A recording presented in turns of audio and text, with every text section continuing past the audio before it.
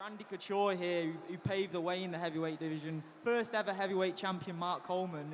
It's badass, isn't it, having all these guys? Yeah, definitely. And Mark Coleman gave me some advice then about wrestling and stuff. So being around people like that, like, I just like being around people like that. Do you know what I mean? Is someone whacking something? Someone punching some pads there or something? What you say? Yeah, there's a punch machine over there. And I'll have a go on that. I'll have a go on that. you're gonna have a go on it. All right, straight after this, we'll film you. No, on it. none of that. None of that. No, You'll get nervous. really you're having a go. bottling it, mate. You're I'm not having bottling a go. it. But yeah, what an unbelievable few weeks it's been for you. Obviously, a lot going into that Volkov fight and to perform in the way that you did. Has it even sunk in yet? It must have been a tremendous feeling. I mean, to be honest, I thought that the fight was going to be 5 rounds because he's so durable. He's been finished, before I fought him, he'd been finished like twice or 3 times in 45 fights. So I was pretty sure it was going to be a long one. You know, I had people coming from all over. I had people coming from other countries and stuff. Everyone was asking me for an after party after. And I was pretty sure that I wasn't going to be able to attend the after party for one reason or another. I wasn't sure if I was going to have some broken bones or I was going to be in hospital or I'd be exhausted or whatever, because I thought it was going to be a long fight, but it went pretty smooth, mate. It doesn't go much smoother than that, especially against someone that highly ranked. With those rumours, do you think Manchester or Liverpool? It's got to be one of those, right? It can't be anywhere else. We've got to bring it to Manchester, don't we? Come on. Come on. Tai Tuivasa, could it realistically be the next one? Could that be over here in Manchester? I would absolutely love that fight. Like, Have you heard anything from his side of it? I've heard nothing. He's gone a bit quiet, to be honest. He's gone a bit quiet. Don't know what's going on with him, but I want that fight. That's the fight that I want. Were you surprised with his performance against Derek Lewis? Was he someone that's been on your radar for a bit, and that performance was an eye-opener, wasn't it? I mean, mate, I think when you're in a division, you need to keep tabs on your own division. I don't really watch anyone else really, apart from I keep tabs on all the heavyweights. So he wasn't surprising for me. Ty's really tough. Derek is also really tough, but he seems to fade a little bit as the fight goes on. And I knew that if he could take the power, like, he'll finish him. So I wasn't too surprised, to be honest. This is heavyweight MMA, mate. Anything can go down at any time. So. Good performance by Tai, amazing performance. That's why I want the fight, because I just think it's such a big fight now. 2 up-and-coming guys, and I think we will make a serious crowd in the UK. If you get asked to go and main event a card over there, Australia, New Zealand, would you go and take that? I want to fight in the UK. Good answer, good answer. The heavyweight division is in a crazy time as well. With your rise, there are a lot of unanswered questions, aren't there? Ngannou out for the rest of the year by the looks of it. Interim title looks like it could come into play, and Dana's mentioned Stipe versus Jones as a possibility. How would you see that fight going, Stipe versus Jones, if that was the case? It's difficult to say, because when you fight at heavyweight, if you're a smaller guy putting a lot of weight on your frame, and you're not a naturally full-size heavyweight, I think I would be interested to see what it looks like, because carrying that weight and then fighting another guy who's a lot bigger naturally than you, it's a big difference. So I don't know, because Stipe didn't look himself in his last fight against Ngannou. So it's a very interesting fight. See where Stipe's up to and see how John Jones looks with the break and stuff. It's very interesting. I know you don't like looking too far ahead, Tom, so I'm probably going to annoy you with this question, right? But the dream match scenario would be you winning the belt, going up against John Jones. Pound for pound, a lot of people would say, greatest fighter of all time. Taking out someone who's never experienced a loss, obviously apart from the Matt Hamill fight, that would be on par with winning the belt, surely, as well, beating a guy like Jones. It would, but I want to be the guy to beat Ngannou, because no one thinks he can lose, and I know that I can beat him. But not right now. My time is not right now. I need a few more fights first to get some more. Saying that. Well, I need to. You know what? People keep saying, "Oh, why are you lacking confidence? You don't want to fight." I'm not lacking confidence at all. Look at my last 5 fights. I am not lacking confidence. What I want to do is I want to give myself the best chance of winning, and I don't see why other people don't want to give themselves the best chance at doing the best they can. And that's all I'm trying to do. I know that I need more experience. I know I need more big fights. So let's do that all now, and in a few fights, I'll go and win the belt. You've had a very cool story where your dad has trained you from the get-go, and you have an incredible relationship with him. You know, he was there backstage after UFC London. How great is it to have someone so close to you on that journey with you? Yeah, it's pretty good. Like, that's what we expected, though.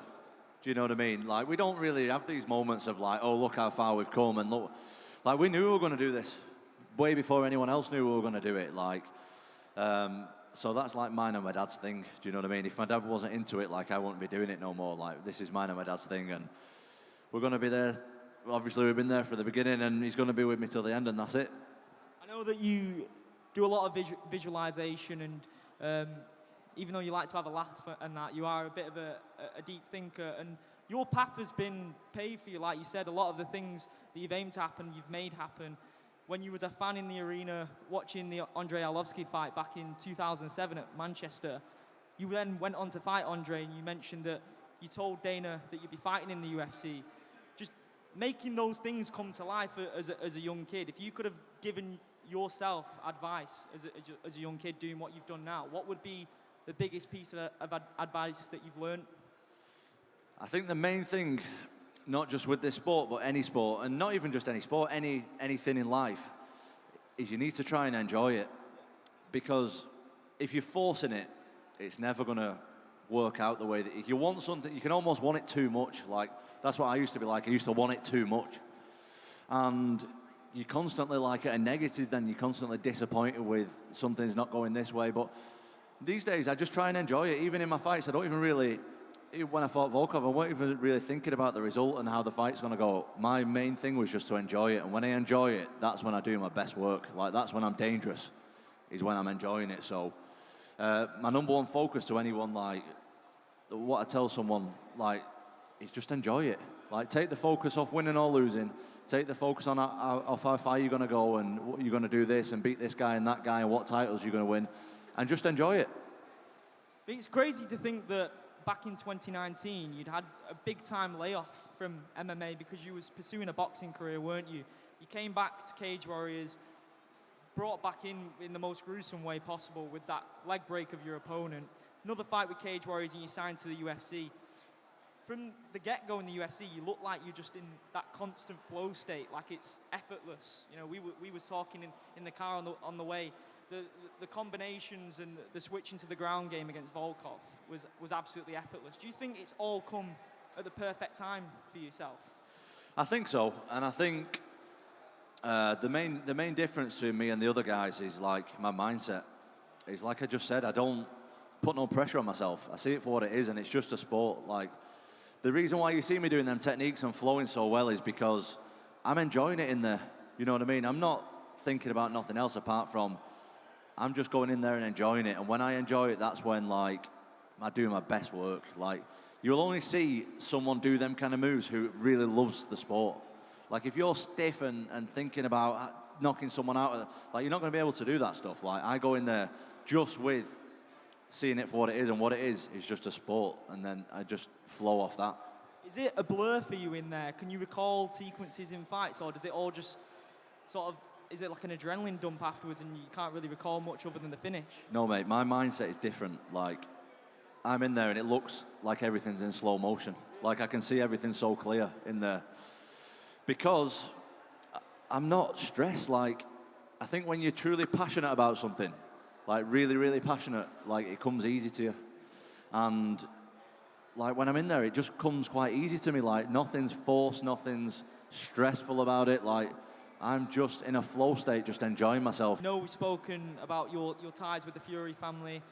What a great mind to be around. He's fighting this month coming up now, Tyson Fury versus Dillian Whyte at Wembley Stadium. Are you going to be over there for that one, and how do you see that one going? I'm not going to be there for it. I thought I was going to be there, but I actually have something else on, so I can't make it. But I think Tyson just beats anybody. I think Wilder was by far his toughest fight. If anyone was going to beat Tyson, it'd be Wilder, just because he's so unorthodox and powerful. But these guys like Dillian Whyte and stuff, like, they've got nothing for him, man. It'll be easy night's work for Tyson. You mentioned the boxing game as well. That's something you'd like to go back to at some point. Obviously, Eddie Hearn was at the fight, and he's pretty much the pinnacle of boxing promoting in the world. If you were going to go over to the boxing side of things, would you be like, that's the guy I want to work with? I've never actually met Eddie Hearn. I didn't even meet him at the UFC, but I do watch from afar, and I like his style, and I've got a few mutual friends with him, and I like Eddie Hearn. He seems like a good guy, so I'm open to offers. Do you know what I mean? But I ain't looking at I have so much to do in the UFC. I'm not interested in that right now, to be honest.